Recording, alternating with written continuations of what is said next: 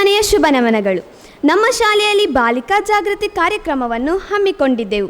ಅದರಲ್ಲಿ ಮೊದಲಿಗೆ ಜೀವನದ ಮೌಲ್ಯಗಳು ಎಂದರೆ ಏನು ಎಂದು ಸ್ಪಷ್ಟಪಡಿಸಿದರು ಮತ್ತು ನಮಗೆ ಜೀವನವನ್ನು ಹೇಗೆ ಮುಂದುವರಿಸಬೇಕೆಂದು ಹೇಳಿದರು.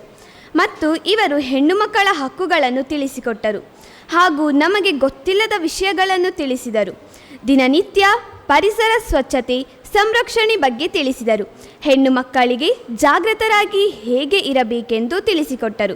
ನಾವು ಹಿರಿಯರಿಗೆ ಮತ್ತು ಶಾಲೆಯಲ್ಲಿರುವ ಶಿಕ್ಷಕರಿಗೆ ಗೌರವವನ್ನು ಕೊಡಬೇಕೆಂದು ಹೇಳಿದರು.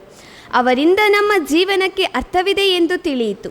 ಅವರಿಂದ ನಾವು ಶಾಲೆಯಲ್ಲಿ ಮತ್ತು ಮನೆಯಲ್ಲಿ ಶಿಸ್ತಿನಿಂದ ವರ್ತಿಸಬೇಕೆಂದು ಹೇಳಿದರು.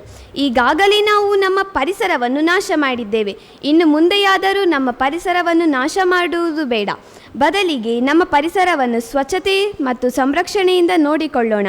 ಅವರು ನಮಗೆ ಸಮಾಧಾನದಿಂದ ಮಾತನಾಡುತ್ತಾ ಮತ್ತು ನಾವು ಕೂಡ ಶಿಸ್ತಿನಿಂದ ವರ್ತಿಸಿದೆವು.